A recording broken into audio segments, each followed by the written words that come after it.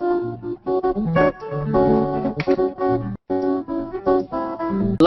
from New York, in California, and Minnesota, it's Hangout Conversations with a little jam.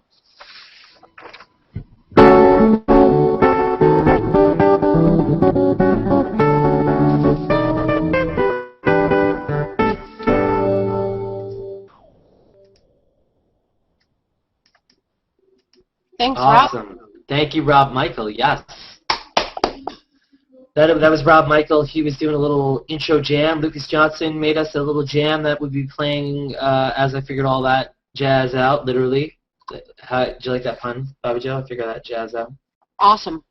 So awesome. Welcome to another edition, a Wednesday edition of Hangout Conversations. You're like, why is it Wednesday? It's not Thursday. Well, let me tell you what's going on. There's some scheduling, and there's this baby that I've been talking about for about 5 years. That's going to eventually be my nephew when he decides, it's warm and cuddly. Why would anybody want to come in out of that, like, wonderful, whatever, the birth canal? Anyway, you know how that works. Yeah, I'm sure someone told you. But, yeah, so I'll have a nephew anytime, and we're here on a Wednesday during South by Southwest, which is happening all around us, everywhere, there and over there and in front of your face, probably. We had Lynette Young last week. That was exciting. Her episode's now up. Lots of people joining us. We have special guest Rob Michael tonight, guitarist extraordinaire, Hangout Awesome. So we're enjoying the weather. I'm enjoying the weather. I can't believe that it's 77 in New York. It was 70s. Yeah, considering that it's not even spring, it's still winter. 70 in St. Paul, of all places in the whole world. St. Paul. Balmy as heck. Now, I don't know if that's global warming or just March, and, like, March really isn't winter anymore. It's called I live here. Oh, okay, that's why it's so warm.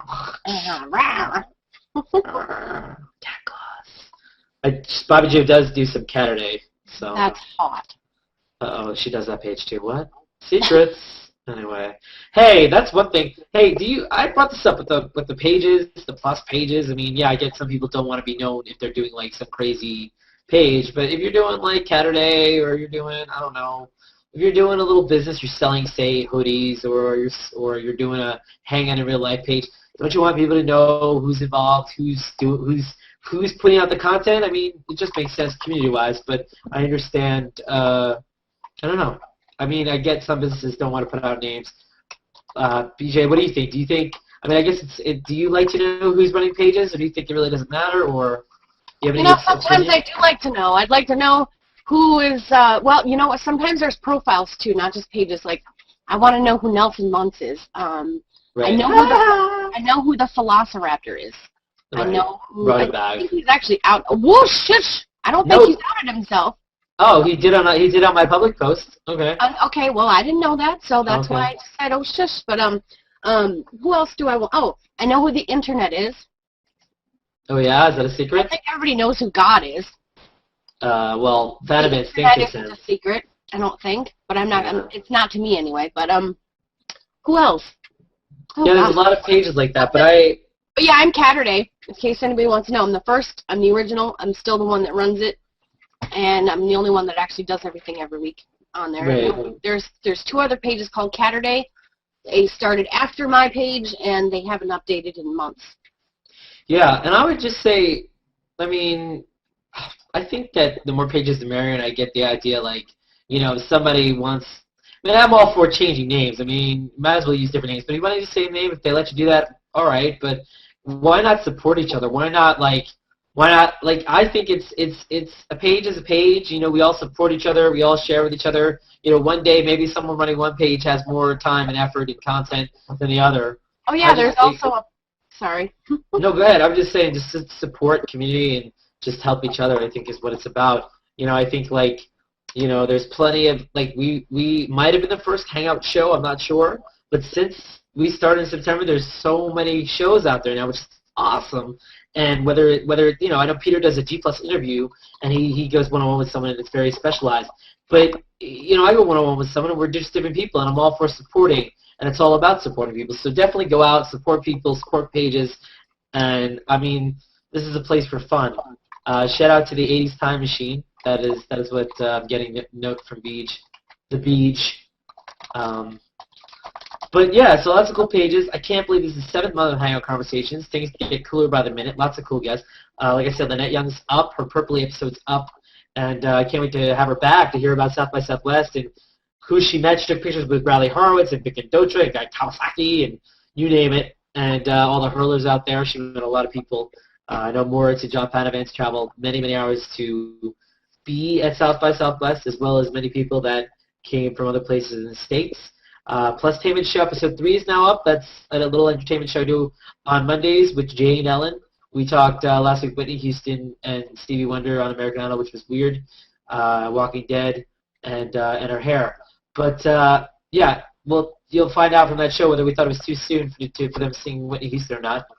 And new features on G+. We got a Red Plus button I think everyone can see now. BJ, I don't know if it was a developer button.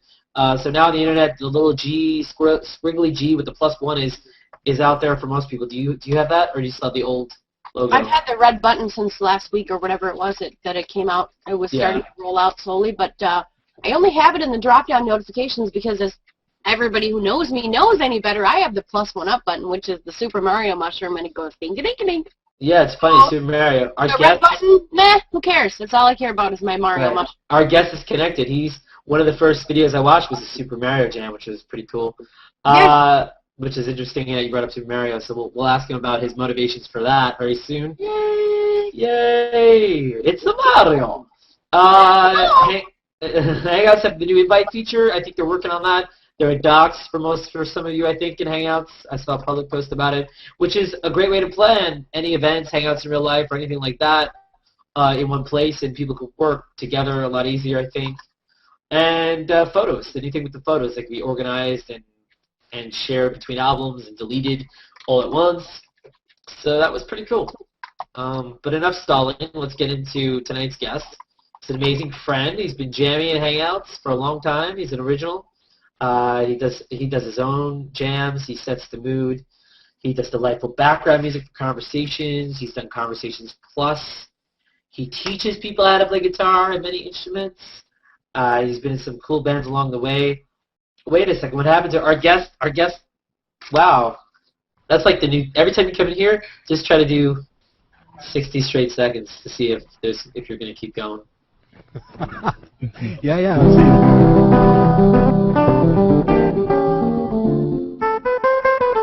Much better.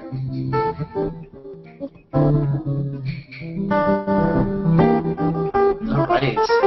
That's the longest you've played. Wow, I think we're good. Sounds good. Rob Michael, everybody, he is back. He is braving the elements. You broke on through.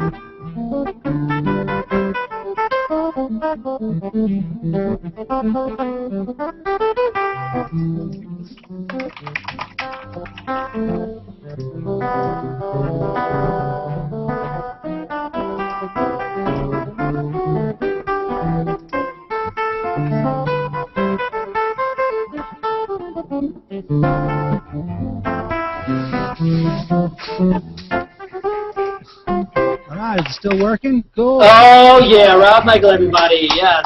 Congratulations, you've made it to Hangout Conversations. Man, thank you. It took me an hour to get Hangout. Don't you? You were able to do it. Yeah, no, that was great. Thank you, Rob Michael. That sounded great. Welcome to I was called the Conversations Plus. We're running it so long. Hangout Conversations. And Lucas, thank you for being here. I hope that's cool that Lucas is here. I know you and him are buds. And cool. So you've been on Hangouts. You've been on G+. I met you in a Hangout. You had your studio. You had your guitars and everything. And it was like, oh, that's cool. Obviously, he plays. That's the cool thing. For those of you that don't hang out, people will just have the guitar or they'll have it set up, and everyone's like, play something, play. That's like usually the big thing. and usually people do occasionally, except for that like Michael Murata or Christopher Leary are like, I don't want to play. But Rob never shies away. He's always ready to play, and he's given us the smooth jams over the course of many months. So the first, I met you in a Hangout. You were playing a little bit, and then I saw your Super Mario Hangout video, which was really cool. You took your original guitar and you mixed it with Super Mario, and then you had different parts of yourself popping in Hangout. So tell us inspiration for that and how you did it. Yeah. Well, when I first saw the Google Plus Hangout back in early July, I originally saw that as a venue to play music in.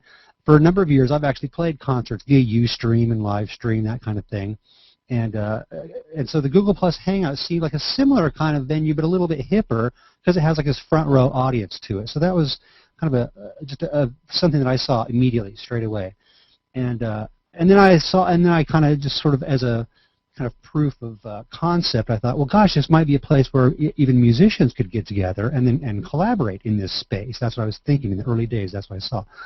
And so just to that end, I thought, and learning the Super Mario Brothers theme was kind of on my bucket list of songs to learn anyway. So I thought, hey, I found some sheet music. I just learned this tune, and so I said, oh, okay, this will be the thing. It'll be a bunch of Rob Michaels playing the Super Mario Brothers theme inside of a Hangout, again, just sort of as a proof of concept that maybe it could be done.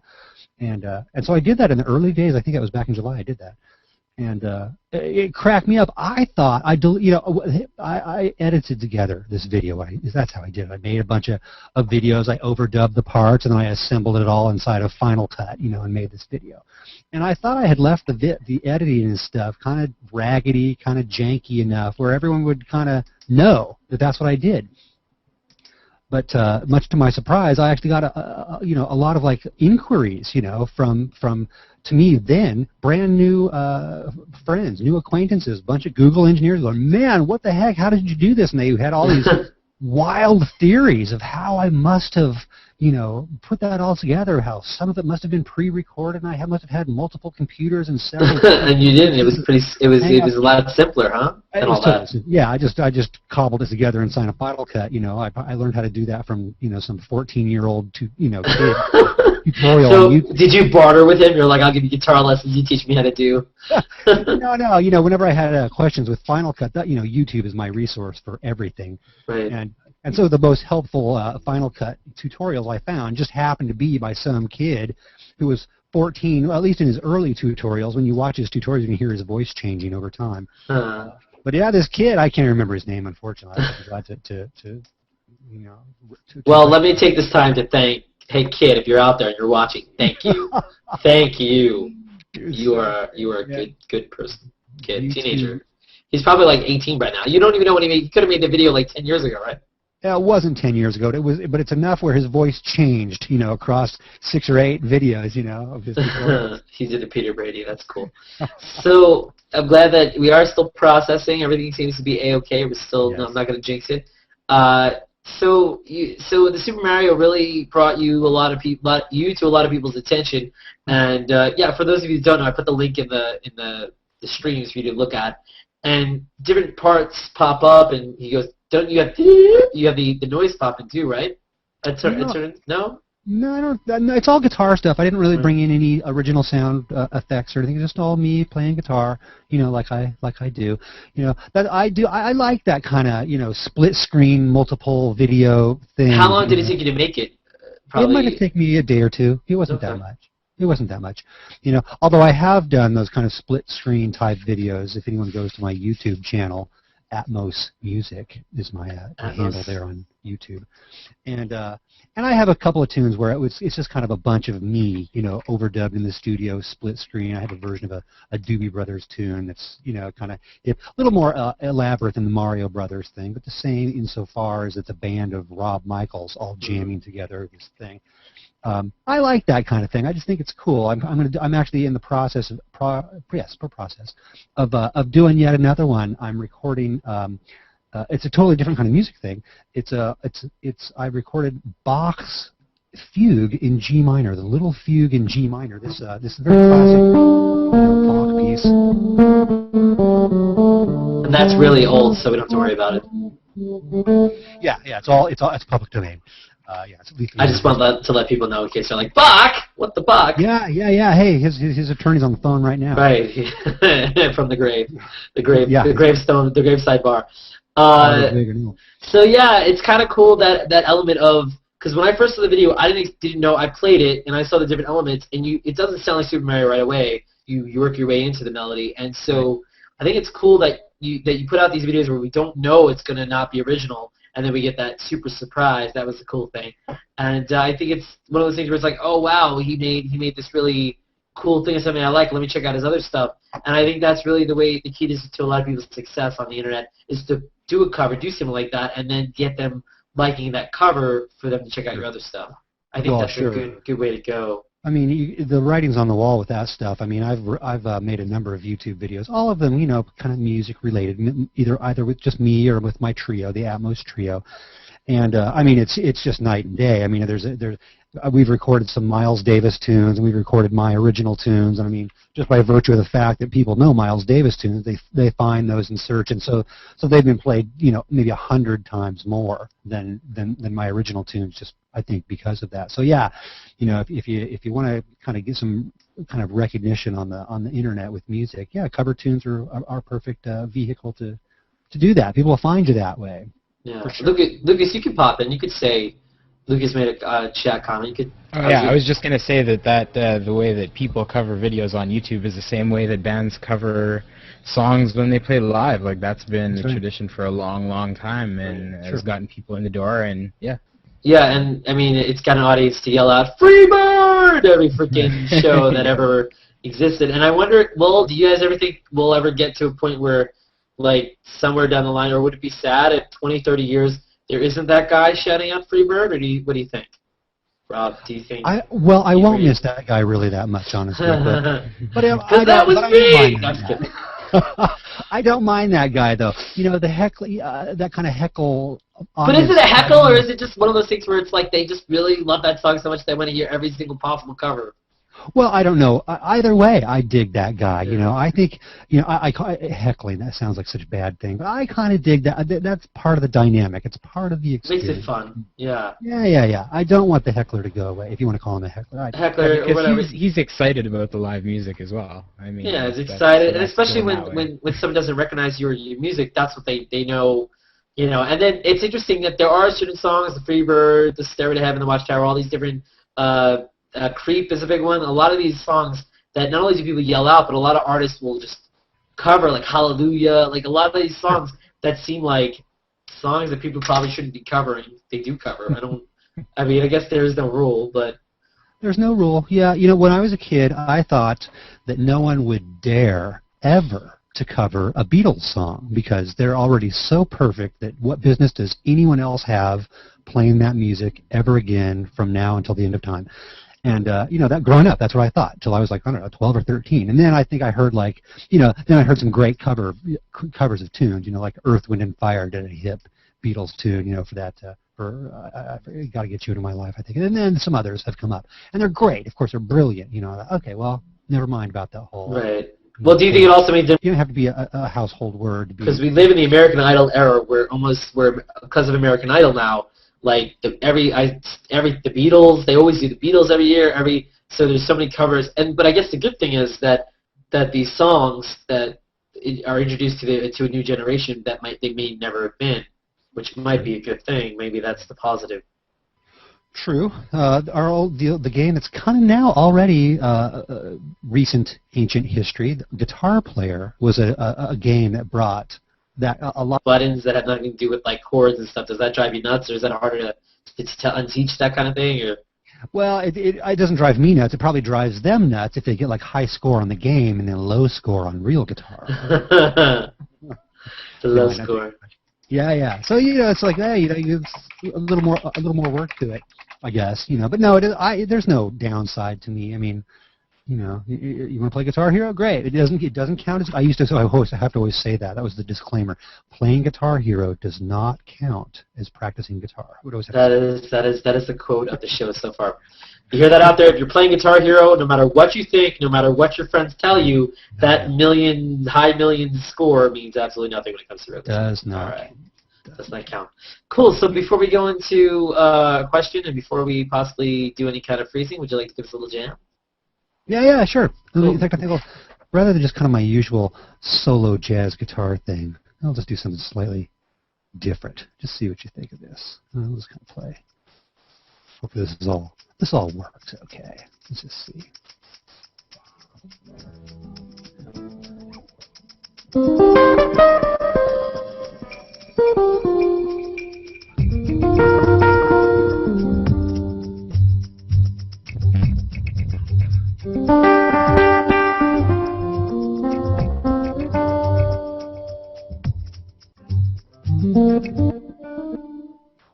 Whoops, that was short lived.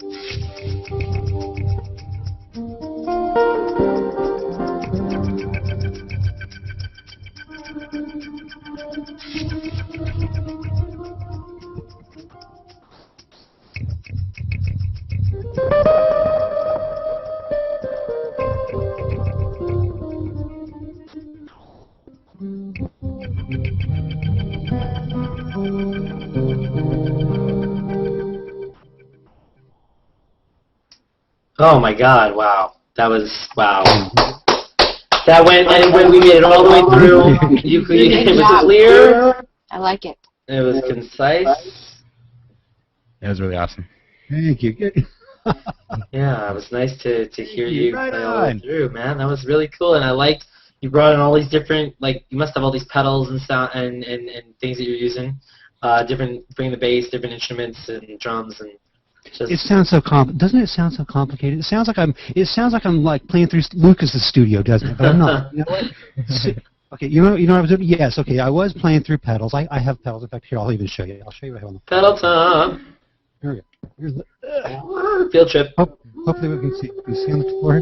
Here's the pedals. I'm trying to point this at my pedals. Where Yeah, are we they? see. Oh, we can see your pedals, baby. Okay, so yeah, this big black one. That's kind of my main one. That's my, Really, the big black one is the first after I say that. Okay, that's good. yeah. Okay, so that's my the GT8 is what that is by the fine folks at Boss, and so that does all my my processing and signal signal processing in a preamp business. That's the kind of the heart and soul of my guitar tone. This green pedal is a delay pedal that I wasn't using at all. It's just sort of like no, the Hangouts on air we're doing the delaying for you, so yeah.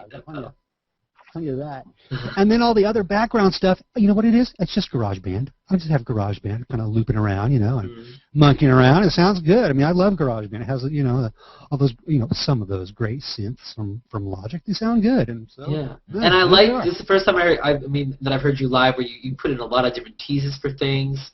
I heard elements of different things that I want to say out loud because, God forbid that we get in trouble for it, but no, but it was original. It was all great, and the little different. There was one point where you went into either higher key or something higher up, which is really cool towards the end there. Yeah. I really dug. I love the musical quote game. That's just really fun to me. I just do it all the time. I don't think there's any copyright business going on there. It's a quote, right? I mean, it's Yeah, you're just little shout out, little quick. Vivian Gouchois here. She said, "Sweet guitar skill," and Joel Renner thought it was awesome. We did too. Yeah, that was great. So why? So I read your little dossier. The 10 years old, you picked up a guitar. What was it about the guitar? I mean, is that everybody's boy's dream? I know I wanted to play guitar or drums when I was a kid. Those two instruments. I've been completely absorbed with the guitar since I was a kid. It's true. It just seemed like there was nothing possibly cooler, even though when I didn't know anything. I'd never even seen a guitar except for on TV. Maybe I saw, like, I don't know, the Archies or the Beatles or the Monkees or something, some silly TV, cartoon. Is there a real difference between those three bands, really? No. No, I think they're all the same band. And, so I had guitars, around. My dad, got me and my brother a guitar and a banjo one year for Christmas. And so I got the guitar, thank God, and I gave my brother the banjo. And I've never regretted that decision. But I'll tell you, okay, so I was kind of playing guitar. I was a kid playing guitar, like kids do. But it was when, and a lot of people who know me won't really realize this maybe, but it was Van Halen 1, 1978. Wow, that sounds so long ago. That was the record. Are you serious? Okay, well I was so young. I still could get movies for the cheap price by 1978. What was the cheap price? $1.25, $2? Oh, I don't even remember, but it was right. Probably something like that. It was probably less than that. Wow. Probably less than $5, I guess. I don't know. But Van Halen 1 freaked me out. I lost my mind with that record, and so I, that was it. Hence, then that was basically defined my teenage years. I kind of memorized those first half dozen or so Van Halen records. I knew every song, every solo. Man, I can play a bunch of Van Halen right now. I was that kid at the Guitar Center, believe it or not, with the long hair, playing all the Van Halen tunes. That was me, man. You do realize, what you just did? You just said right now, right? You put in the words right now. Is that intentional? Right now. What? I don't know. What do you mean? That's from Van Halen. Right? Well, what is it? Oh. Anyway. Okay, I didn't realize that because I think by that time of the Van Halen career, I stopped paying attention. I stopped paying attention, not because I don't like Van Halen, but I just kind of... I was going to ask when David Lee Roth was done and Sammy Hagar came on, was that where you kind of lost it? I think that's where I kind of, that's where 1984, right? I think that was the record, and I kind of, and then he did California Girls, and you were like... I was more paying attention to Charlie Parker and Chick Corea by that time than Van Halen, Yeah. Cool. That's pretty cool. So Van Halen, huh? I would have never. So that was really the band that got you really into guitar, even more so. That because I was just kind of tinkering around with guitar before that. But when I heard that record, I freaked out. I lost my mind, and I was just all of a sudden completely infatuated with guitar. I mean, that seems so superhuman, but somehow achievable to me at that time. And it was, it turned out. And then by the time maybe I was 16 or so, I guess, I felt like I could see the end of the tunnel to the rock guitar thing. Not that I really had it all together, but I felt like in the distance I could see, that kind of the end of that tunnel. And I thought to myself, I was 17 or something. There's people who are probably a lot smarter and a lot more talented at music than me who spend their entire lives chasing something down about music, so there must be more to it than this rock and roll thing. So that's when I kind of started, branching out. My attention widened to include other things. So for me, that was, I said, well, there's this classical music thing. A lot of people spend their whole lives doing that. Let me kind of investigate that. Well, there's these guys with the fat guitars and the expensive chord cymbals. Let me look at those guys, the jazz guys too, and and various ethnic, flamenco guys and other non-guitar, music, and that's how it goes. And that's even now, that's the journey I'm on even today. So that's cool. So how would you say, around what age would you say you kind of could play all of Van Halen? Or when I was about 17, 18. 17? Like yeah, oh yeah. And you're all self-taught, or? Well, no. Well, early on, I took, I had some guitar lessons like when I was in junior high. They called it junior high. Some people call it middle school. Middle school, junior high, both acceptable, yeah. 5th, 6th grade, right in there. There was a guitar teacher, and I took a class, and I learned how to play. I knew how to play piano, like in 1st or 2nd grade. I learned.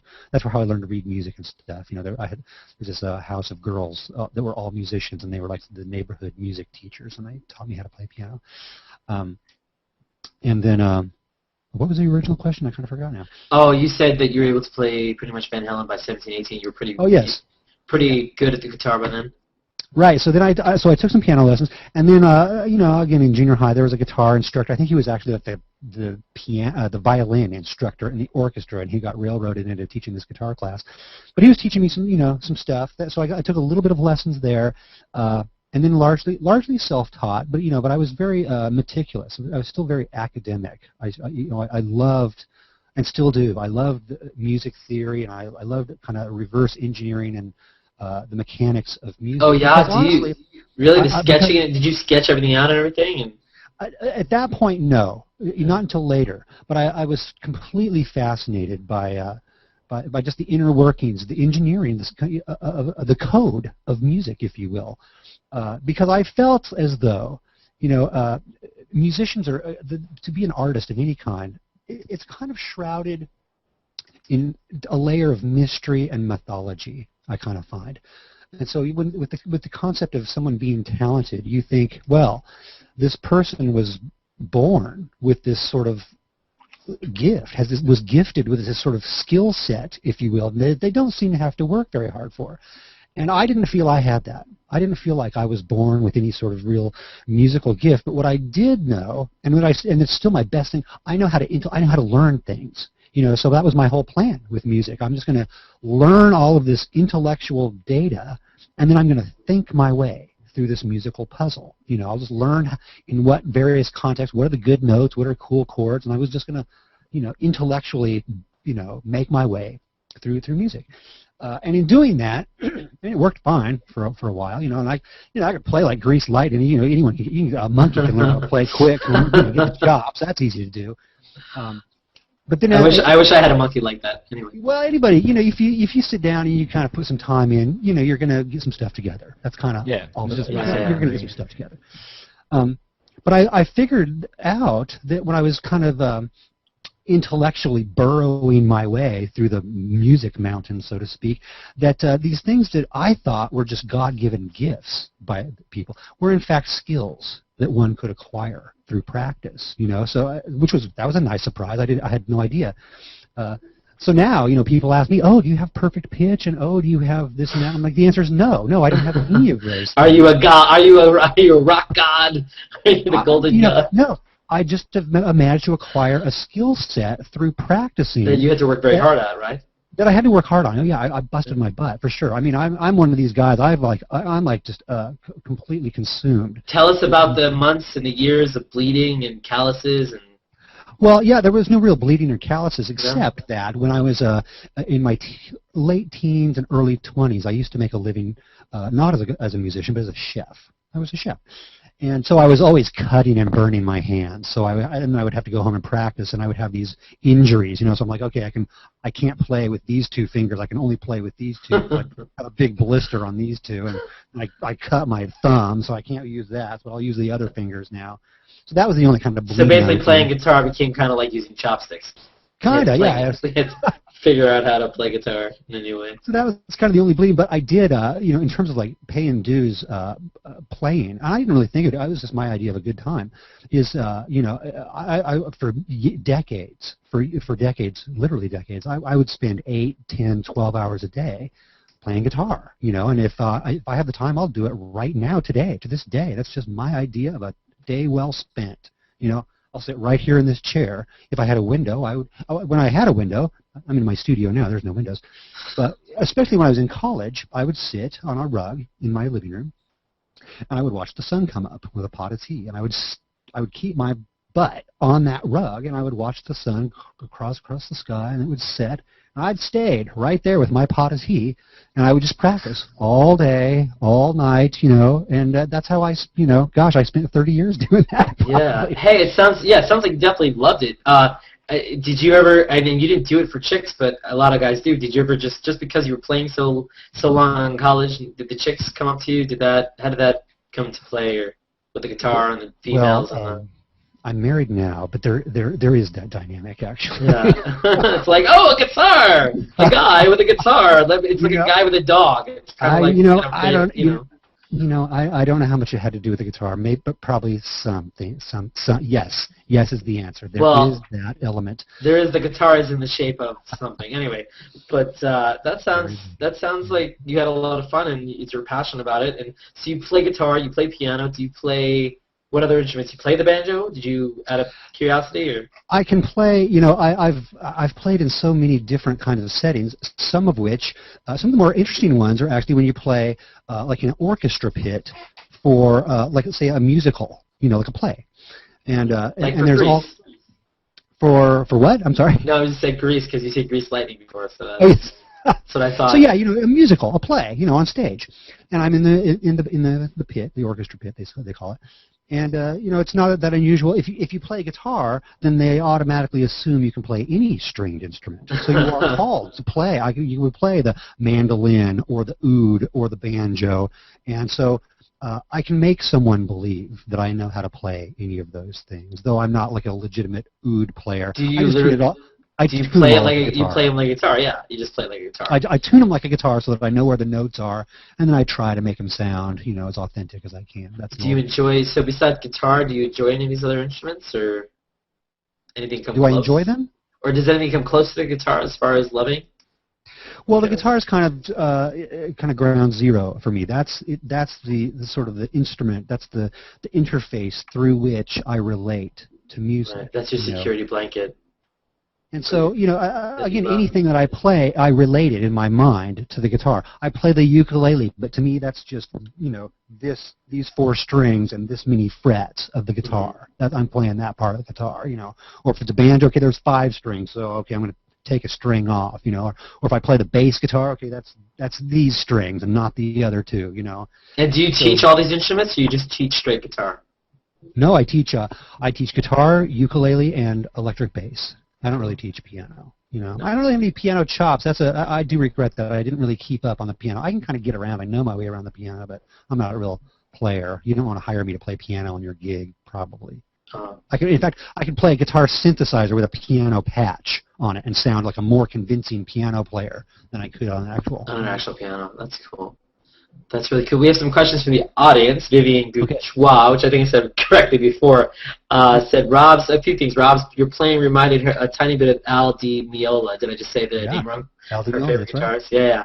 Are you influenced by him? And what are some of your, you said Van Halen, Beatles. What are, does he influence you? Who else? Al Di Meola was a big guy for me. Yes, absolutely. In early college, Al is really known for his very fast kind of staccato picking.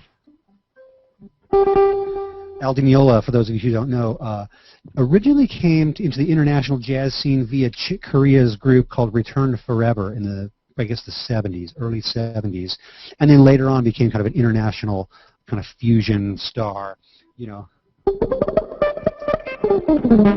play that real kind of fast staccato way of playing. And so, yes, he was a big influence for me. In fact, for a while, I used to kind of play like that too, real kind of fast, staccato, clicky kind of typewriter-y sort of playing. But maybe what Vivian was referring to was not that style, because I didn't do any of that earlier a little while ago. But later on, when Al kind of moved beyond the fast staccato thing, he kind of went into more of a world music directions. He matured. Yeah, I guess so. So you figure anything with lots of reverb kind of sounds like world music for some reason. Yeah, the reverb, it gives it that surround sound, like it's coming from more people. The backing track that you had sounded very worldish too. It was cool. Yeah. It did remind me of that, definitely. Yeah. So Al Di Meola. What was the album called? I think it's called something like World Sinfonia. That's one of them. It's kind of one of those real nice, lush kind of records. Other people who influenced me a lot would be Scott Henderson, another guy who Chick Corea alumni guitar player, kind of more of a rock blues background, but great jazz player. I studied with Scotty when I went to the Guitar Institute of Technology back in the late 80s. He was one of the main guys that I hung out with a lot. Also, Pat Metheny, he's kind of one of my guys compositionally. I love Pat, and kind of he's just, to me, he's, I'm of an age where he kind of became a big star when I was still a young teenager, and so when I think of the sound of a jazz guitar, kind of that Pat Metheny thing is part of that whole equation. As would be, George Benson would fit in there, and Charlie Christian and Joe Pass, all these kind of classic jazz guys. To me, they kind of define the sound of what does a jazz guitar sound like, and Pat's a big part of that equation to me. As would be like John Scofield, and of course Wes Montgomery, and all those other, Herb Ellis, those classic guys. And anyone who can play, man. Anyone, yeah. So there's lots of people, lots of classics, and people have these debates about who's the best guitar player, who's the best songwriter, who's the best this, that. Yeah.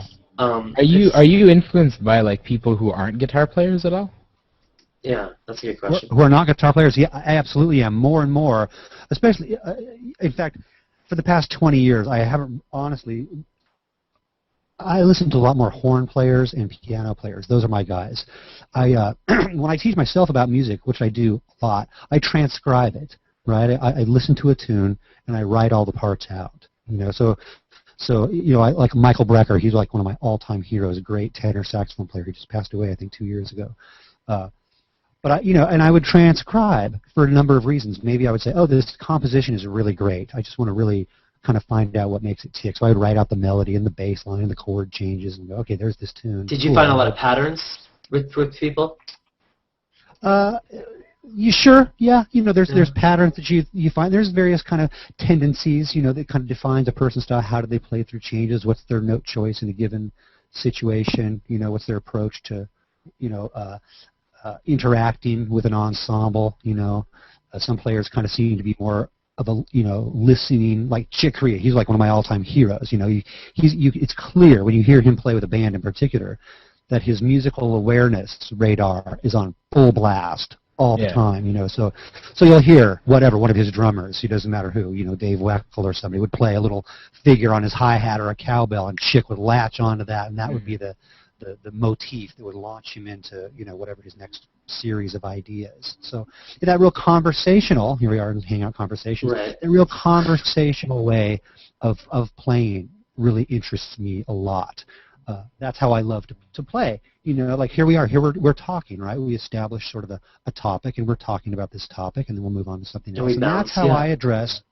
Yeah, that's how I play music, right? Later on, we'll think of something that'll remind us of a previous topic. We'll go back and talk about it some more. It's kind of like stand-up comedy too, or improv comedy. It's all related.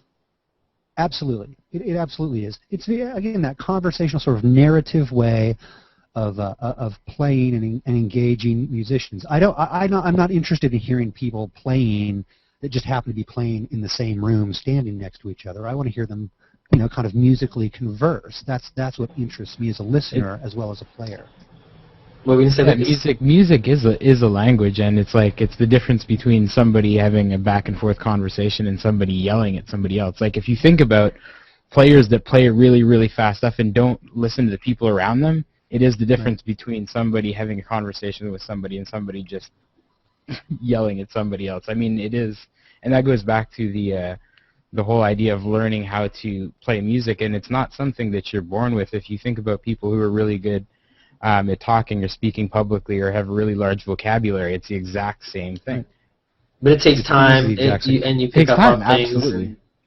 And you mature. So some of your first gigs, were you playing in college? Were you in bands? Like what rock bands, jazz bands? Like what were some of the names of some of those bands? When I was first started gigging, this would be around the time that you would have heard, I guess, like Michael Jackson's The Wall or the record, just with those first Quincy Jones produced Thriller, where in R&B and in popular music there would be an R&B or kind of a funk tune, and in the middle of it would be this rock guitar solo, right? Like what's the I can't play, can I? No, but like a Beat It, Beat It. The Beat It, that's the one. That's yeah. Beat It. Yep. And so, and there was lots of songs that followed that formula. And so I was totally that guy in the R&B bands playing the rock solo in the middle. I was a rock guy. I was still kind of that from that, perspective. Yeah. And so I would play, those kind of things. Even though I knew nothing about, rhythm and blues or funk guitar, I was a rock guy. But I remember vividly my first year of college. I was 17.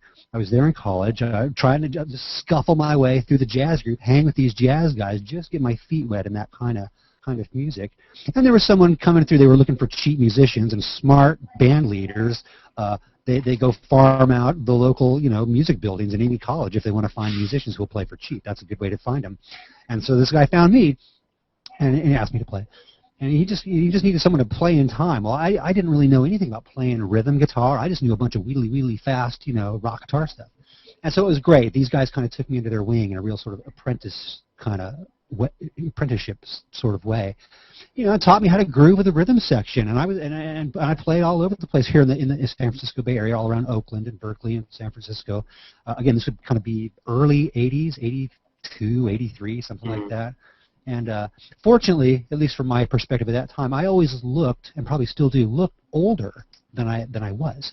So I had no business, legally speaking, to be in any of the clubs that I played. I was 17, 18. You had the hair, you had the guitar, you were with the band. I looked old enough to where that no one would question. I could get in there and I'd play these gigs. And so that was kind of my first gigging experiences and recording session experiences. I would make records with these with various groups like that. Do you remember some of their names? Or do you have a favorite name for some, like anything stand out?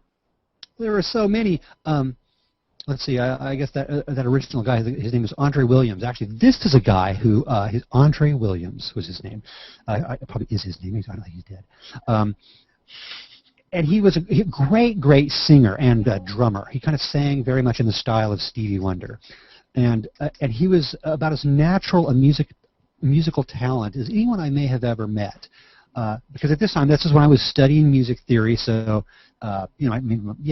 first or second year theory. So I knew my way around harmony and stuff. And these guys were musically illiterate. They didn't know how to read or write music, but they had great ears. Man, they could hear something and just play it, whether they were hearing it on a cassette tape back in those days, or in their mind. They could realize it in real time and just play it straight away.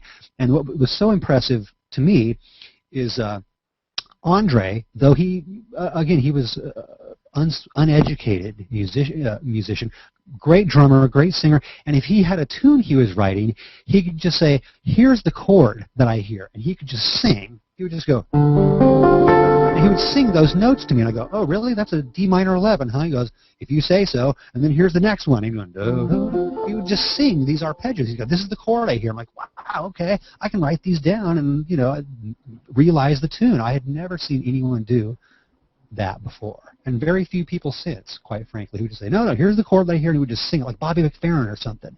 And this was before Bobby McFerrin was around. So that blew me away. That was like a real musical talent, I guess, that must have been God-given, so to speak, because he or just approached it differently than me. I had my intellectual approach, and his was completely intuitive. So that was kind of where I learned that lesson. Okay, I need both. I can't just have this intellectual thing. I could, but it would really be helpful to have this kind of reactionary, intuitive thing that I could do as well, which is what I was learning about anyway. That's jazz improvisation for you right there. Yeah, so what you did before someone actually asked in the audience, they were like shocked that, because you basically improvised that entire thing you did for us, or there was a little bit of it that wasn't improvised, or would you say most of it was improvised? Like the little bit that I played today? Yeah, earlier. It was completely improvised. Completely, right? That's what I thought. Yeah. So people were pretty shocked by that. Yeah, I pretty much always just improvise in these hangouts. I work out very little. Oh, I hope this hangout isn't crashing again. Oh no, but are there times where you come up with something cool and you remember it and you try to make a song out of it to keep? Well, sure. I mean, I do compose tunes. I compose songs. I have to write tunes. To make records and stuff.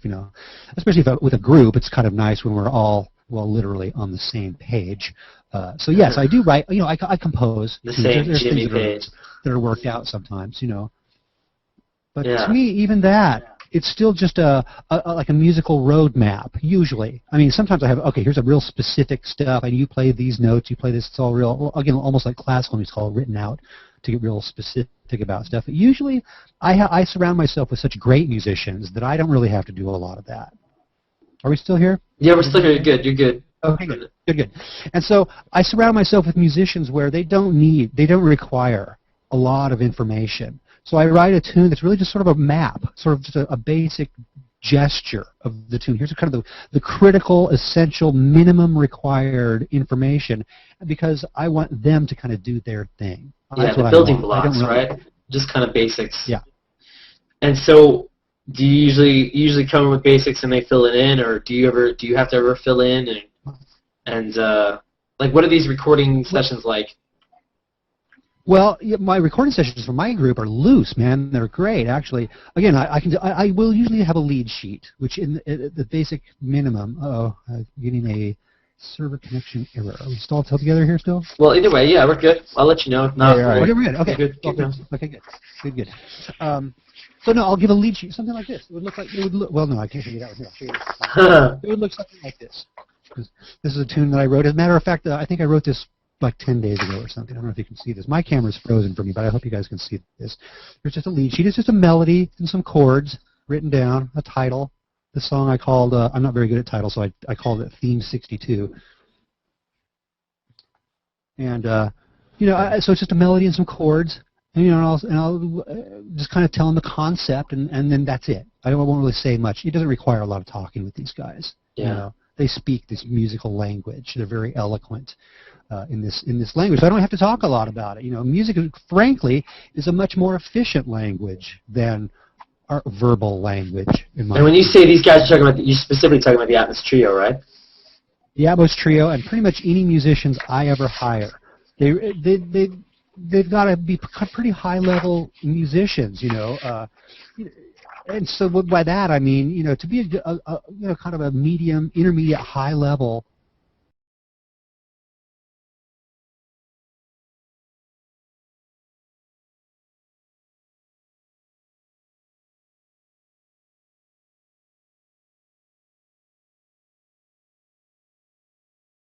Yeah, it does.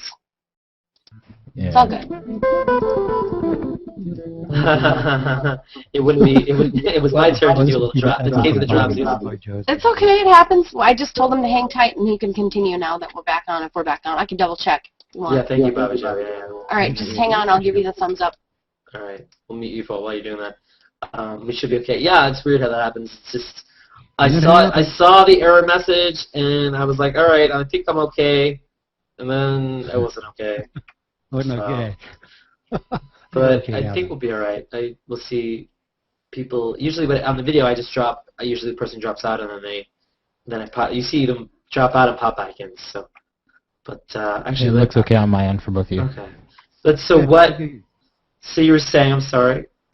So to be like for like an intermediate to a high level jazz player, that typically means that you've got to be pretty familiar with music, at least from the Western Hemisphere, for say the past 300 or 400 years.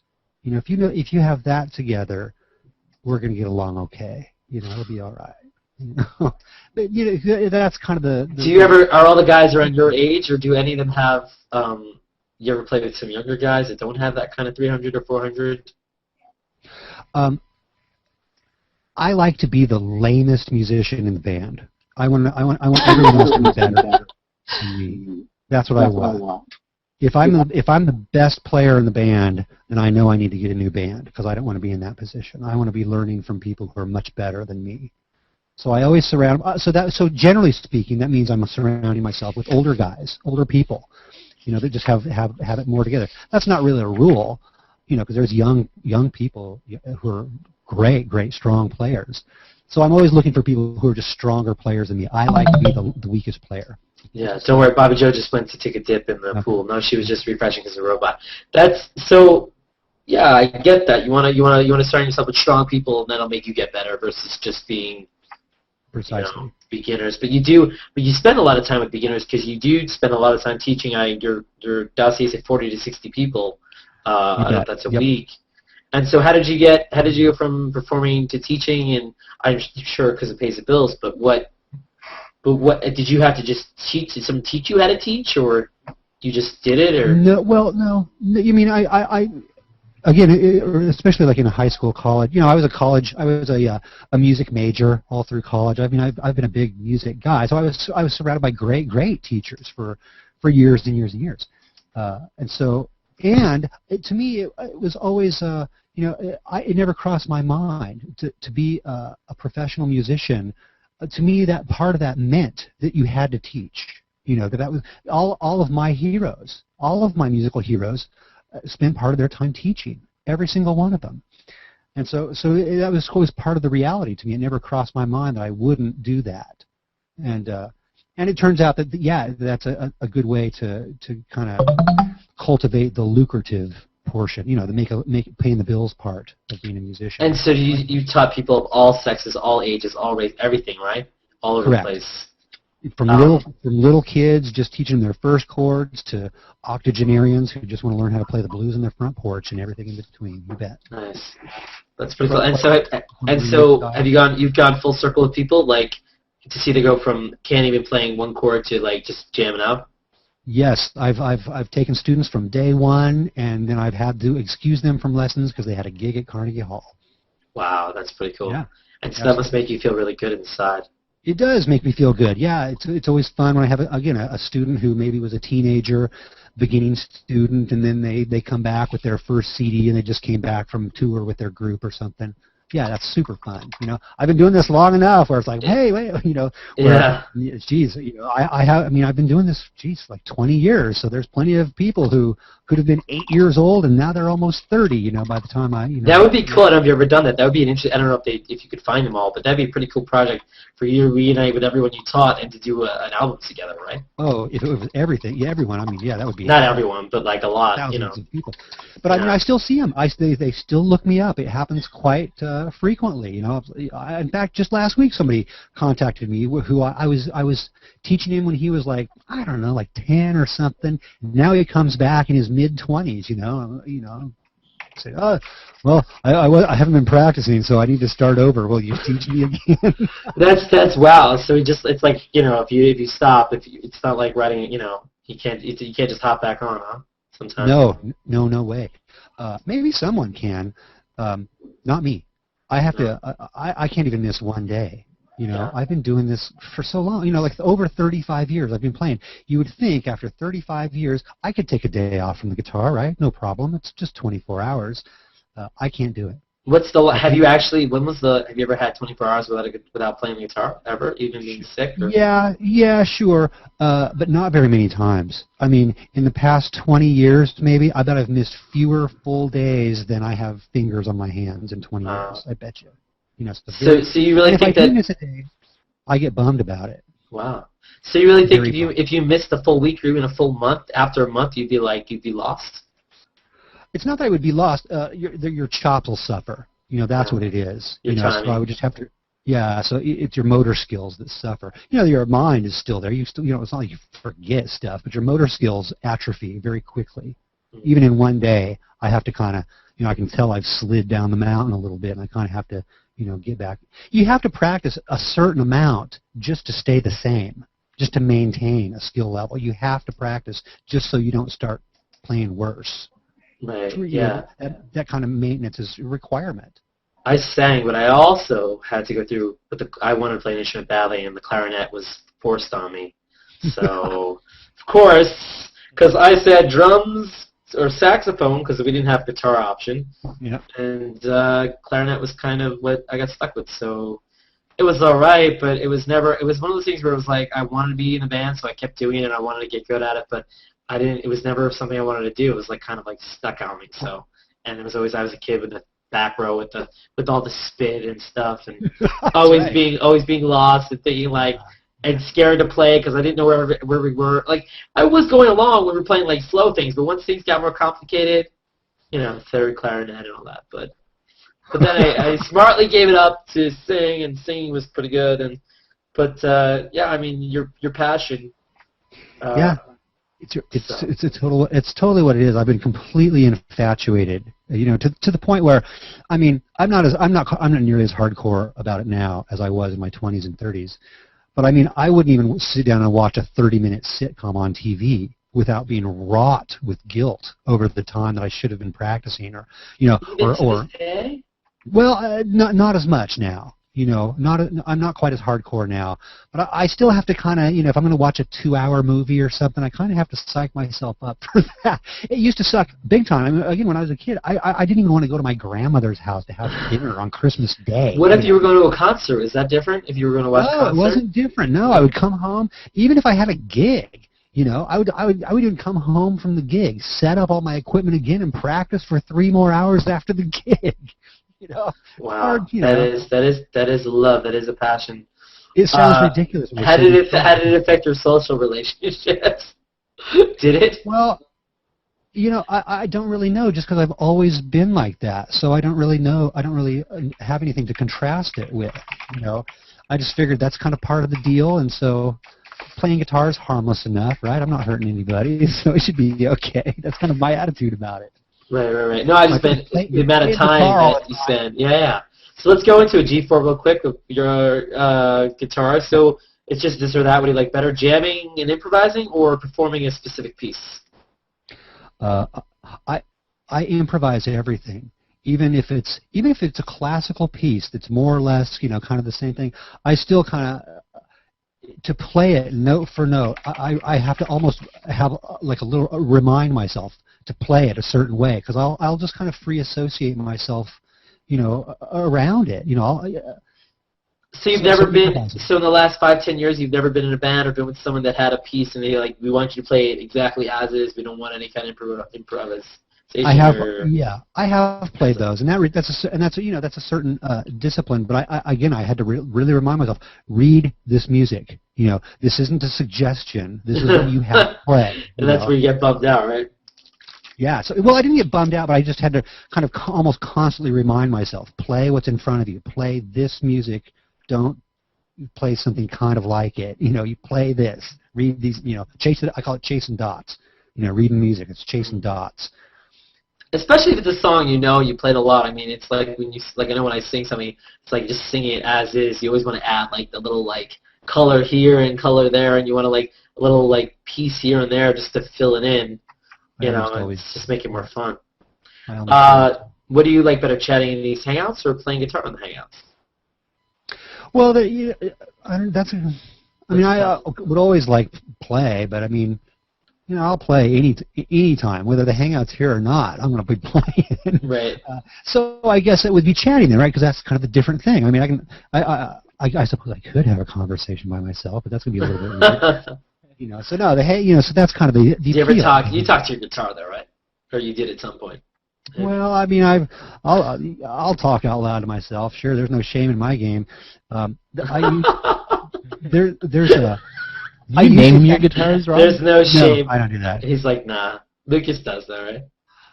I always think that's kind of fun. No, guitars are tools to me, Yeah, so same. So I never. Yeah, but I understand. There are people, they name their guitars. I know people who have their instruments blessed, and they really kind of humanize or try to humanize their instruments, which fine, okay. There's something about a guitar like a motorcycle that's just cool. Like, people would like to have a cool-looking motorcycle and a cool guitar, whether they ever ride one or know how to ride one or play one. They just like, people buy these shark guitars and crazy guitars, and like they sit there and they pick them up and they go bang, bang, boom, which is what and they never learn how to play it. So. And it's all legit, People play guitar. People play music. Or participate in any artistic activity for a host of different reasons, and they're all legitimate. I mean, you don't have. I don't think you have to play the guitar necessarily with the objective of being like a professional working musician. That was my kind of thing, but I don't really. That's not a requirement. You don't have to do that. If you just want to play it because you have a cool-looking guitar and you just want to be able to play something when people come over for drinks, that's just as legitimate as, whatever, you would studying giant steps or something. Cool. Hey, Paul Rastan. Paul Rastan literally ran home to catch us because we threw him for a curve. Because some people thought it was tomorrow, but hey, Paul, if you're watching, don't worry, it'll be on YouTube. Hello. I don't know how much editing I really want to do at the beginning, because it's probably...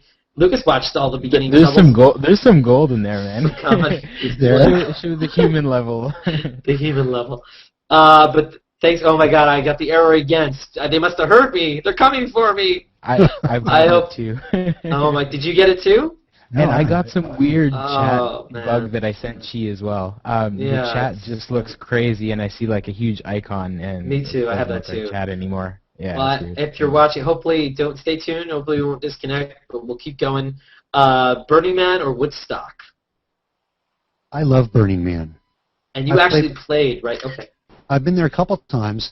When was it? In 1998 and 2000. God, when I say these dates, it makes me seem so old, but that's when it was. It was that long. Yeah.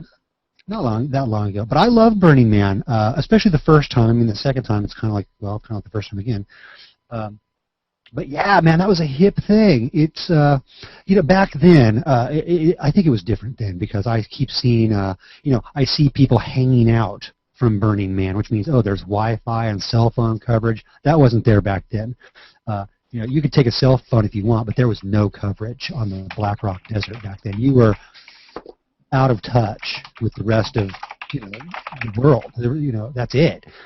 So that's part of why I loved it so much. You could go out there, and it was kind of the same surreal thing. If you're hip to Burning Man at all, it was kind of the look and feel was always the same. And so, do you think? So, I mean, did you ever want? I mean, it probably has a similar feel to a Woodstock, right? Maybe vaguely, I guess. Vaguely. Did you? Is that? I mean, I think I talked to you about this before. Maybe it sounds vaguely familiar, but what? So, is Woodstock? That would have been cool to be at Woodstock, either be there or play there, or.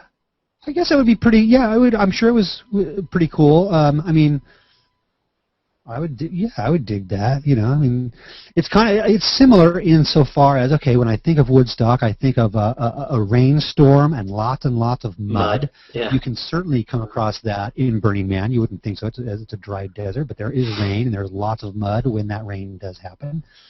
A whole lot of mud. Cool. I don't know. I guess they're kind of, vaguely similar, different eras. A couple, 20, 30 years. And did you? So with Burning Man, So you played, like, what was it? It was a long-running set, or what? Did you play with musicians in between musicians you knew, or? Yeah, at that time, I was playing with this group called the Venusians, as in people from Venus, and this was a hit. This was a pretty hit band. It was the concept of it was by this guy. His name is Matt Venuti, and he plays this EWI. Is that what it was? Electronic wind instrument. Yes, electronic valve instrument. EVI. Yeah. So it was kind of like a trumpet synthesizer sort of thing. And then I was in the band behind that. It was sort of like this kind of world ambient funk band. Is kind of what it was about. Real electronic sound. Can you give us a little taste? A little taste, maybe. Remember? Well, I mean, yeah. I mean, it's this kind of playing. Although I played a lot of guitar synthesizer at that time. Okay. So I don't have that all hooked up. That's okay. We can imagine. But it was basically just kind of James Brown style funk guitar that I was playing. But then I would invariably, I could hit like a sustain pedal, and like this big ethereal pad would kind of well up, and I could still just kind of play normal guitar over the top of that. So it was a cool sound. And we toured all over the place, all up and down the coast. And this was at the height of what many of us remember as the .com era, the mid-latter 90s. And so here I am. I'm in the San Francisco Bay Area, maybe an hour away from Silicon Valley, and we played down there all the time. We've played for every high-tech company you've ever heard of, and many that you never will hear of because they don't exist anymore. But I mean, every single one. We played Apple and Google and Yahoo and Oracle and. And you had no idea at that time what they were going to be when you were playing for them, right? Some of them. Well, they were already doing well, but it's just at that time, there was just money, falling out of the sky almost, so we were playing very, very affluent gigs, opening up, I think we played like a debut for one of the Star Wars movies. I don't remember which one, and just kind of playing all this, it was a tech kind of band, and here was high tech Silicon Valley, so it was kind of a nice little marriage. So that was the band that I played at Burning Man with, was the Venusians. You Google the Venusians, there's some albums out there, you'll find them. Matt Venuti, he's great. Cool. It's funny you mentioned Flying in the Sky because the last part of G4 was, and I mentioned both these songs already, if you had to play one of these songs, would you rather play Stairway to Heaven or All Along the Watchtower? Stairway to Heaven has a little more meat on its bones harmonically. They're both good tunes, I guess. But I mean, if I had to play it in a solo guitar, I think I would choose Stairway to Heaven. Stairway. And so, does everyone? I mean, those two songs, and there's a lot of them. They're just the people say they're the first song I learned. That's always the story. Oh, that's the first song I learned how to play guitar. There's like 5 or 6 of them, right? That are the standard ones. Cool. Well, and so what about the people that you met? Did you meet? You must have met a lot of different musicians over the years. Other people like maybe even famous musicians, maybe some idols. And is there any cool stories running into anyone at Burning Man or? Let's see. At Burning Man, I don't really remember. Well, okay, wait a minute. Yeah, I do. Someone who's only famous at Burning Man that I know of. But there's this guy who I'll never forget. His name is Megavolt. Megavolt at Burning Man. And I don't know if you've ever, if you Google Megavolt, you'll find him right away. He's this guy. He's got a warehouse here in Oakland, and his thing is, his shtick is he puts this gigantic, maybe like a 25-foot Tesla coil on top of a van, and then he wears this outfit that looks like a bird cage on his head and like a spacesuit, and these gigantic arcs of electricity come flying off of this Tesla coil at this guy, you know, and he's like holding 2x4s that catch on fire in his hands and stuff, and it's just so loud and crazy. It's so mad scientist, so Megavolt. And in fact, this is kind of a high point in my teaching career. One of my students was Megavolt's little brother. Oh. Was it Dr. Megavolt? Because everything I come up with is like Dr. Megavolt. Okay. It's Dr. Megavolt. Yeah. If you see that giant Tesla coil, and I mean it's no joke, man. I mean it's freaky, man.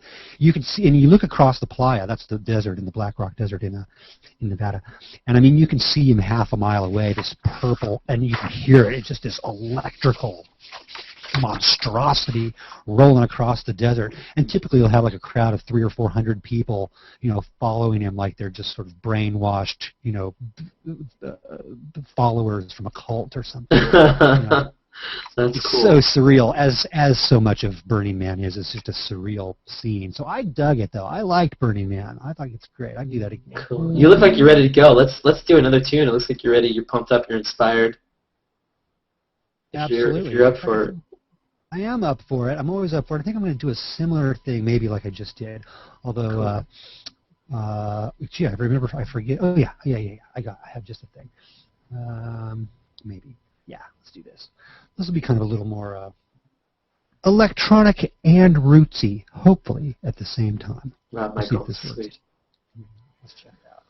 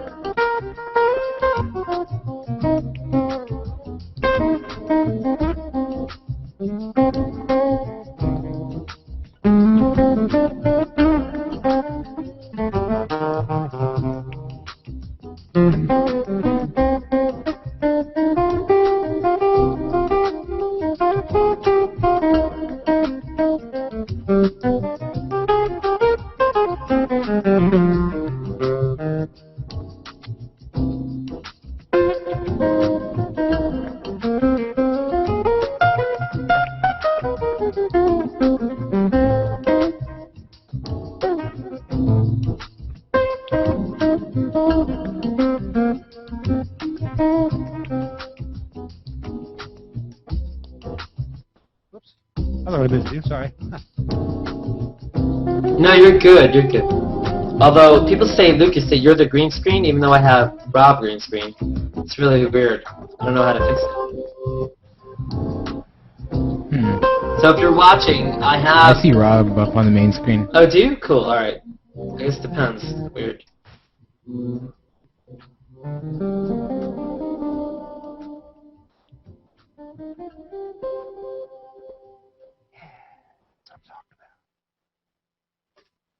Awesome. Yeah, sorry about that. Yeah, it sucks that I interrupted you. Oh yeah, that was great. I got a note from Paul, and then I went to hit play, and then Lucas was green screen on my stream. Yeah, it was wonderful. I was trying to get it back to you, and I was wondering.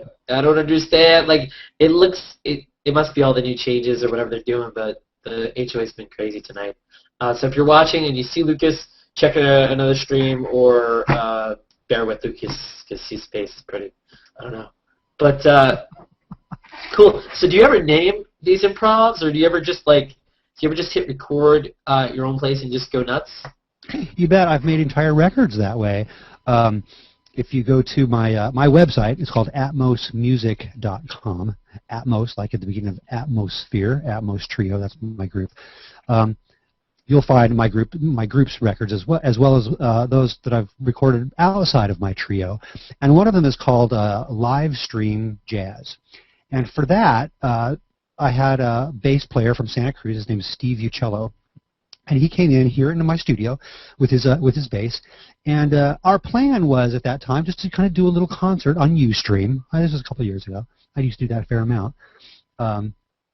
And so we did. He came and we did this record. But I did exactly as you described. We were here in my studio, so I have a computer. I just turned it on, pressed record, and turned my back to that thing, and we just played this gig down. We just played for 90 minutes, a couple hours, and then I turned around and I pressed stop and save, and then I listened back to it the next day, and I go, wow, this sounds just like a record to me. So it became one. It wasn't any plan, but we just made we made a record that day. So. Yeah, I'm a big recording advocate. Not only because surprises like that can occur. You're like, wow, I have this product now that I can sell if I want to, or share with people. It's an album. But it's also, for perspective of learning. It's a great learning tool as well. The difference in perspective when you listen to your recording of yourself play. Versus kind of experiencing the music in real time while you play it. Those are very, very different perspectives. So oftentimes while I'm playing, I kind of might get the feeling like I don't think I really like this very much, what I'm playing. I don't think, maybe I'm just not very good at this. I just don't, it doesn't really sound that good to me. But then if I listen to a recording of that same performance, my opinion is almost always different than what it was while I was trying to play it. Fortunately, my opinion is that it sucks less when I listen to the recording than my opinion of it was in real time. So for that reason, I've stopped trying to judge my playing in real time because I just get it wrong all the time. So that's a liberating thing, when you're not really judging yourself and getting down on yourself. You just play, and it is what it is. Hopefully it'll be good. But yeah, just record, forget about it. That's a great way to make records, I think. It doesn't have to be this big master plan, deal. Right. No, it sounds like something I would do. I would just, just mess around. I mean, how else are you gonna? I mean, it's hard to just hum things in your head and then play them. It's better to just play and then take what you like, right? It's amazing how often. I mean, well, imagine if you tried to compose a conversation, like between the four of us, like a screenwriter. Like a screenplay, yeah. Yeah, like writing a script. Well, you might very well be able to compose a very interesting, engaging conversation, that later on would be, reenacted or something by actors, I suppose. But it'd be more likely that an interesting conversation would occur just, by itself, kind of spontaneously among four people who are talking about a topic. I mean, I guess. But what you're saying makes a lot of sense because when it comes to it, the example you gave, a lot of times in movies, instead of writing out all the dialogue, they will say this is the situation or Curb Your Enthusiasm, and they will say that you know what who your characters are, whether it's you're playing Matthew and Rob and Lucas, here's what you guys talk about music, go, and like that's what we're talking about, and it's more natural. It's not like, hey Rob, how are you today? Oh, I'm fine. Yeah, so. Exactly. It's cooler that way, for sure. Yeah, and that's how it works musically, too. I just want to give some people a musical topic, and then I want to hear them elaborate on it through their kind of, the filter of their, life. That's who they are. That's kind of how we talk. That's how, it's exactly what it is. You just want to establish have a topic and elaborate on that. That's what improvising musicians do. Yeah, no, and it's been so great having you here and elaborating on music and playing and even with all the technical craziness. I feel like every 2 seconds, because I think we're still streaming. I can't get it to stream. I don't know what the deal is. You guys I don't know. Yeah, it's still streaming, but now it's showing it focused on me. Yeah, even though it's focused on Rob the whole time. So, and I'm switching around and back and forth, and I don't know if it's because I dropped out twice or. I'm not sure what the deal is. I'm looking at the YouTube. There's a lot there's a lot with HOA, and it's great, but if you're the host, you also have to be responsible for everything, not just being engaged in the host. That's why I guess that's why if you have an HOA, maybe it's better if someone else runs the HOA and then the host comes in and does his thing, although then they can't control who's going to talk. So there's a lot involved, getting the conversation right in that respect, but it's been a lot of fun. I want to do conversations. Plus, maybe the next one we'll be able to play more. There'll be more people here. We'll be able to have less bugginess. But so let's get to that. Let's do a wrap up with the 9. Well, it's really 6 plus. The end of the. And I've asked you this before on other shows, but maybe your perspective has changed. Before we do that, do you have any favorite new artists or bands, popular indie, that come to mind that you listen to that really are cool? Gosh, let's see. If it's someone new and current, it's probably one of my students turned me on to. Actually, yeah, there is. I'm trying to think of the name though. Gosh, my memory is so bad. Oh yeah, I got it. My favorite new band is someone that's not really super famous, but they're quite successful. It's this group called Snarky Puppy. If you haven't checked these guys out, man, they're a happening young band. I think they're an East Coast band in Massachusetts. They're all from Berkeley. These guys. It's kind of like this epic jazz fusion R&B funk band. It's kind of a dumb name. If these guys are watching, in my opinion, Snarky Puppy, kind of a dumb name, but a great band. They are so happening, man. It's just silly. These cats are so cool, man.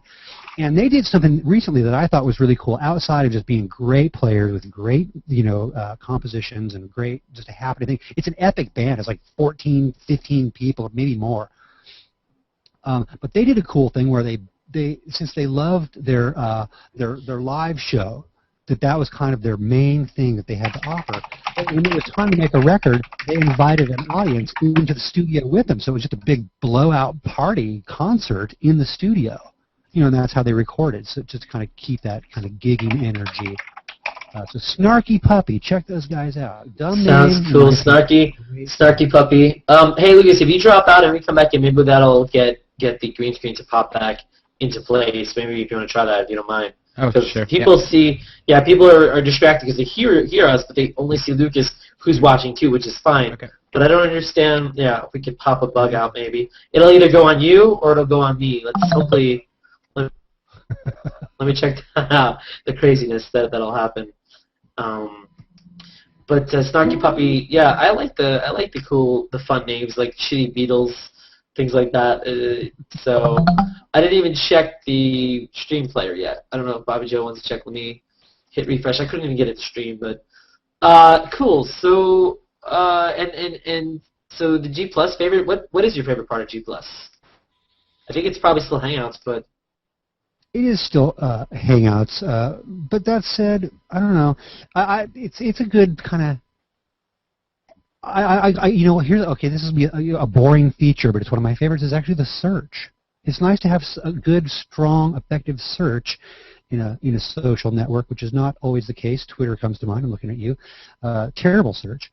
So that's boring feature, but one of maybe my second favorite. Hangouts is like the killer app in Google Plus land. Yeah, Hangouts make it all happen. Now I looked at the stream. It looks like the logo took over instead of me or you. So yeah, it's Bobbi Joe now.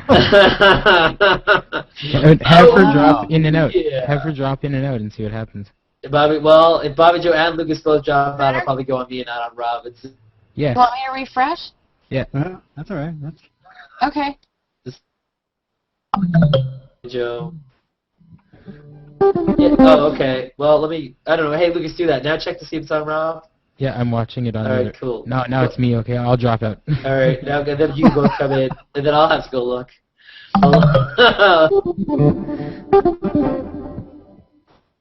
Okay.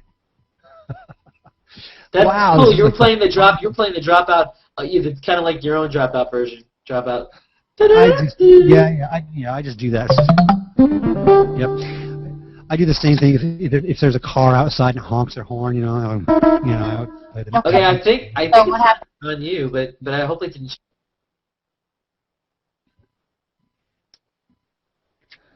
And there it is.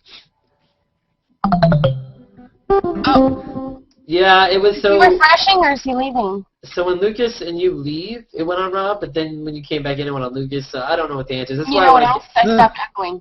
Oh, that's cool. So what I'm going to do is we're going to finish up G+, or maybe I'd rather finish up G+, because I like when everyone's in there that they don't have to sit there and wait, they can be interactive. So we'll do it real quick. A feature you'd like to most see integrated on Google+? I guess it would have to be that I'd love for the audio and the video to be improved in Hangout. for everything to work flawlessly. And for those of you watching, this is the first time in the history of the on-air anyway that we've had such a problem. But but something to improve the quality of everything and make it flawless, if that's possible. But it's actually they're obviously working on it, and so good on Google. They're doing a great job. Yeah. But yeah, that would I'm kind of an audio guy, so I'm an audio guy. Like you're more audio. They're audio. When you think of Hangouts, what's the first thing that comes to mind? Is there? Well, man, it's so broad. There's not any one. I guess it's nothing really comes to mind. I mean, and by that I mean, there's no. It's not predisposed to any one thing. It's very, by its nature, real. It's like choose your own adventure, kind of. You have no idea what's going to happen. It's this raw material, this tool that can be used for any number of jobs, whether it be, a baby monitor or a talk show or a concert or a newscast, all these things. Or a meeting, or just hanging out, And I think that was really the big thing, is that the blew Google's mind away. Maybe they thought we could do all this stuff, but I think they thought, wait a second, we built the Hangouts for Hangouts, and the idea that the audio and the video is not amazing, why would anyone want to have a talk show or a concert? And I think maybe that's probably why they weren't thinking that way, because they thought the quality wasn't up to snub. Do you think that was probably what it was? That I think the bar at that time was just Skype, and so no one was doing broadcasts via Skype that I ever heard of. There's plenty of people doing like one-on-one lessons. I used to teach. I still do occasionally teach via Skype, but I don't think it was ever intended in the beginning to actually be a broadcast medium, which certainly I think has become. Yeah, and so real quick, with teaching on Skype, so I read you teach on Skype and on Hangouts. What's that like? What's it like to teach in this platform? Is it the delay? Well, no, it's not that bad, because while we can't really jam necessarily very effectively, kind of a little bit. It's like in here, it's usually like if there's something to play, I'll play, and then they'll play back. But so when you approach it that way, the latency is not really an issue. If we were actually trying to jam together, it would be an issue. And it would be great if that was possible, but it's still not. But it's fine. I have students all over the world, on almost every continent, and wow, it's great. It's totally great. That's really cool. What and do you have a favorite jam band that you love, jam wise, or? Well, if it was a jam band, I used to I listened to String Cheese Incident. I thought they were a good jam band. When I think jam band, that's like almost like a genre to me, kind of indigenous, kind of from the like the Grateful Dead and Fish. Fish, yeah. Were you ever into that kind of music, or? I kind of okay. I mean, it was all. there were certainly elements that I loved about it, but overall it was a little bit kind of a little too hippy dippy for me, you know. Yeah. But that's kind of part of the deal. I mean, I still dig it. It's part of the charm. I like the concept of the jam band, kind of that attitude. I mean, that's the space from which I exist musically is that of the jam band, but just maybe a little bit more jazzy, sophisticated. Yeah, a little more sophisticated version of that same mentality. Cool. What about people you love on Google Plus that not a lot of people know about, whether they are new musicians or just people that you like hanging out with, and Yep. new people spending time with anyone that comes to mind? Oh yeah, absolutely. Many of my favorite people on Google Plus were my favorite people on other social networks that preceded Google Plus. Presently, even, I'm working with musicians, some of which are here on G+. One of them is a New York-based keyboard player. Great. I'm just a huge fan of his. His name is Neil Alexander. Go circle Neil. Neil is shockingly great. A jazz piano player and kind of fusion-y synthesist. Man, he's spectacular. Also, on the same project that I'm playing on a kind of a remote collaboration with Neil. Also, bass player Trip Wamsley. These guys are freak show, superhuman musicians. Trip, where's Trip from? I want to say Louisiana, but that could be wrong. But Trip is great, and then and they're both on Google Plus. Trip Wamsley, I don't think there's an H in there. Wham, Wamsley, and Neil Alexander, and then Alan Wentz, who's not on Google Plus. I met these guys on Twitter originally, but we're making our second, or either the second half of an album or our second EP. But great record. If you look for, it's kind of a funny name. What's it called? Legoland Empire is the name of the album that we did. LLE, Legoland Empire. If you Google that, the record will come up, and it's a really super cool record, the sequel to which we're working on now. So I'm excited about that. So those guys are great on Google Plus. They're kind of not really well known. You know, a lot of people I know them. They're relevant to me, but it's not like they have tens of thousands of people got them circled up. So do that. Yeah. Steve Lawson is another one. Is another great musician. He's a UK bass player, solo bassist. Steve Lawson. Does he have a profile picture with a hat on his head? Looks like a cowboy hat, maybe? Yes, he does. Yep, glasses. Steve Lawson. Great, kind of solo bass. There's kind of in fact, Steve is one of the guys who, to me, really made the whole social media movement, brought it to my attention and made it relevant to me a few years ago. We lost Bobby Joe. Yeah. We have another one down. I'm sorry. But Steve and his wife, Lobelia, again, they live in England, they did this thing where they booked a tour, the U.S. tour, from coast to coast, from the East Coast to the West Coast, and they booked the entire thing in house concerts, and they used only Twitter to do it. And so I talked to Steve about that when I met him at the NAMM show 2 or 3 years ago. And when he told me that, man, that just really just made me stand straight up, and it really got my attention. And so that's when I kind of really started digging into the whole kind of social media, thing. Cool. And for those of people, Lucas and Bobby Joe left because that actually got the green screen on you. That's why. So they could actually see who is talking. Johnny, if you're just joining us now, we're wrapping up. We're wrapping up. We're gonna do Conversations Plus, and hopefully everything will be much better.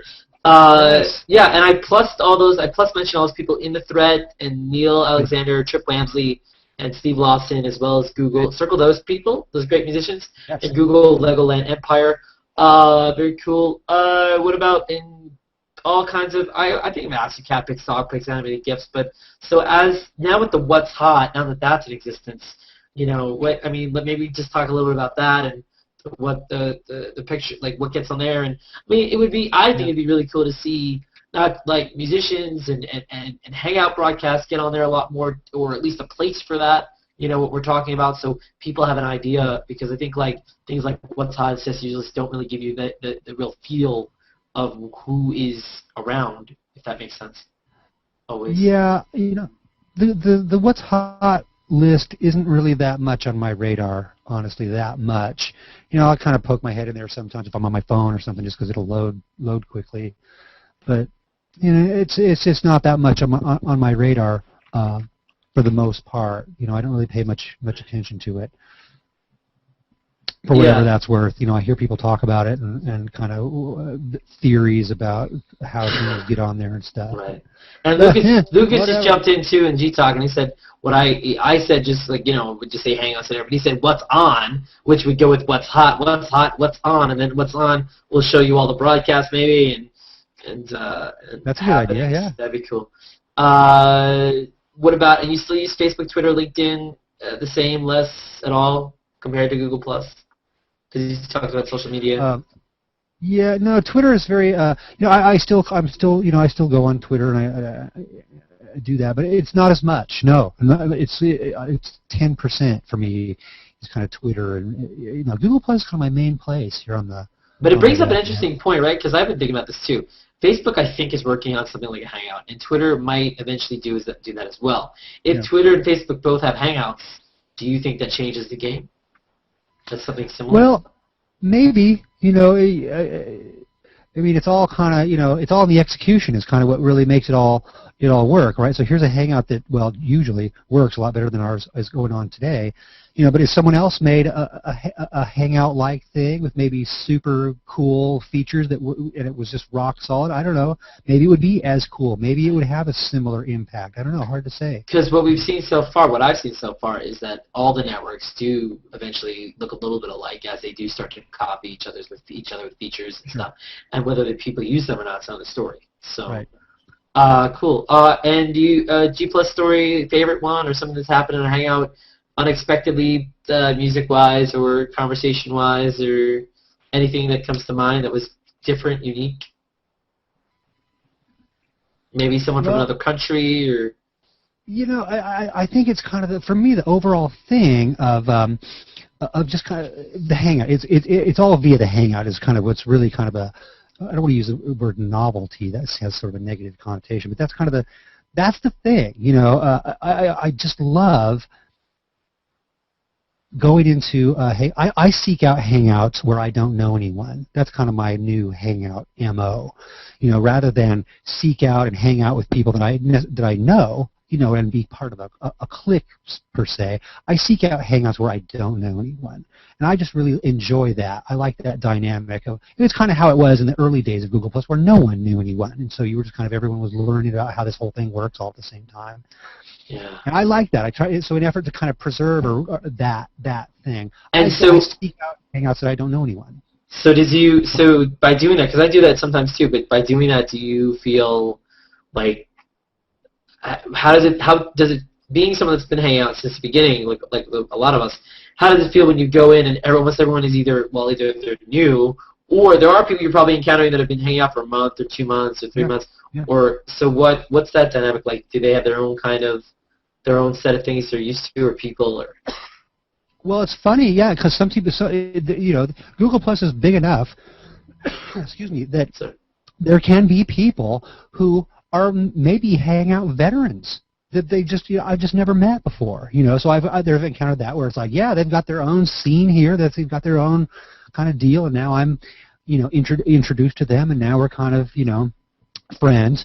I mean, it doesn't take very long, in just a few seconds. In fact, that was one of the striking things too, that like, for example, like the guys that I was talking about, Neil and Steve, and guys that I had known via other social networks, some of them for a few years, via tweeting back and forth or whatever. But when I got into a Hangout with them, within 10 seconds of hanging out, that was far more significant than the 3 years of exchanging tweets or emails or something prior to that. And that's crazy, right? That's really crazy? Yeah, it's really crazy.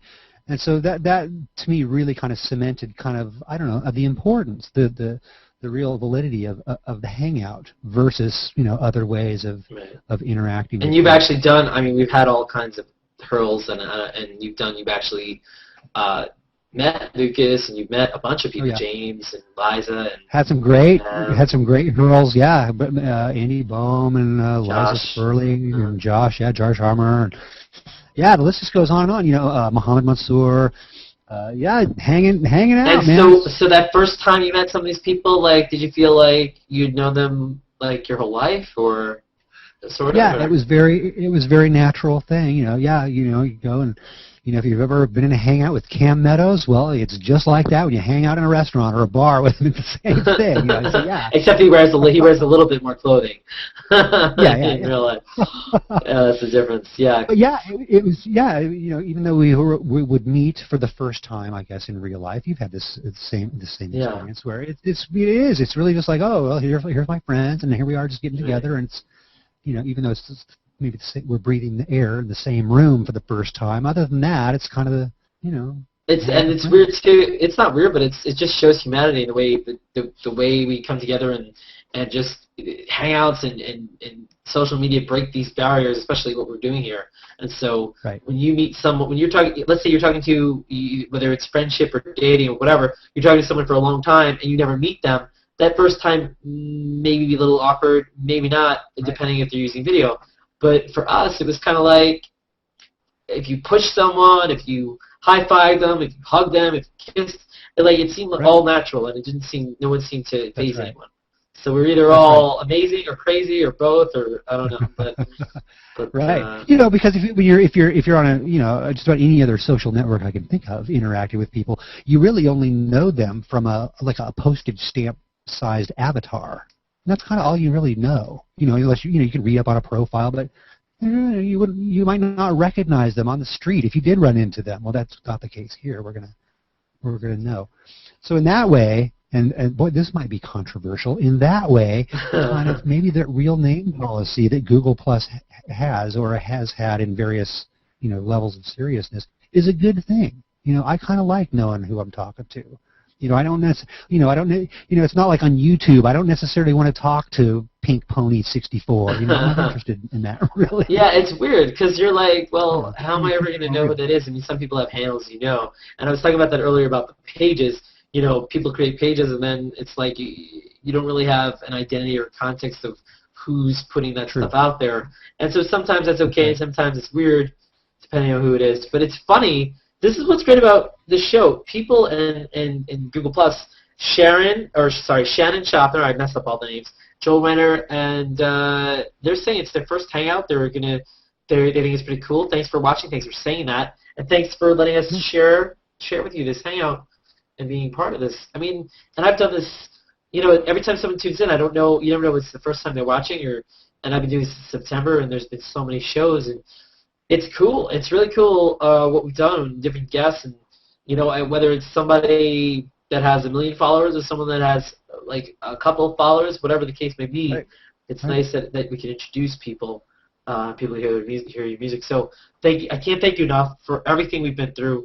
I get a wrap up, and then you can play a little ditty if you want quickly, and we'll do Conversations Plus.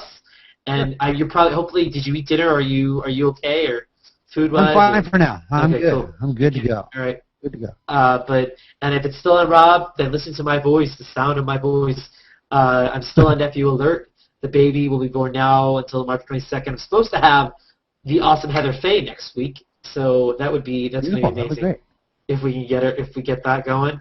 She just had her first hangout concert, and I met her in real life. She performed with Ryan Van Sickle, and you just need to circle Heather Faye, Ryan Van Sickle, Rob Michael, circle them, listen to their stuff. It's really great, and you could listen to it while you're working. You don't have to take time out to specifically listen to it to analyze it. You can just listen to it and enjoy it, or not. But I think you would. Thank you for Conversations Plus. Well, everyone has their own taste, right? So I appreciate that, and thanks for those people watching on YouTube and all the other great places for checking us out. And there's lots of you right on the Google Plus stream when I put the video out watching, which is pretty cool. And go out and start your own hangout. I mean, get out there and start meeting people. Don't be afraid to start one and invite everybody or jump into one. And you know, I would recommend you just listening a little bit and then jumping in, or try jumping in. And I would just say be patient with people. You know, everyone's a different personality, and sometimes There's always the exit button if you don't like it, and there's always an escape route. It's true. People use it. They get mad. They get over it, and hopefully that'll lead to some hurtling, and you'll meet people that will be in your lives forever and a day. And we'll see you on Conversations Plus. We'll see you next week. Heather Faye, Matt Rappaport, Rob Michael. Thanks to Lucas Johnson. Thanks to Bobby Joe Woods and everybody else that's been watching. I appreciate your support. So, good night, everybody. All right, good night. We'll be played out by a little Rob Michael riff.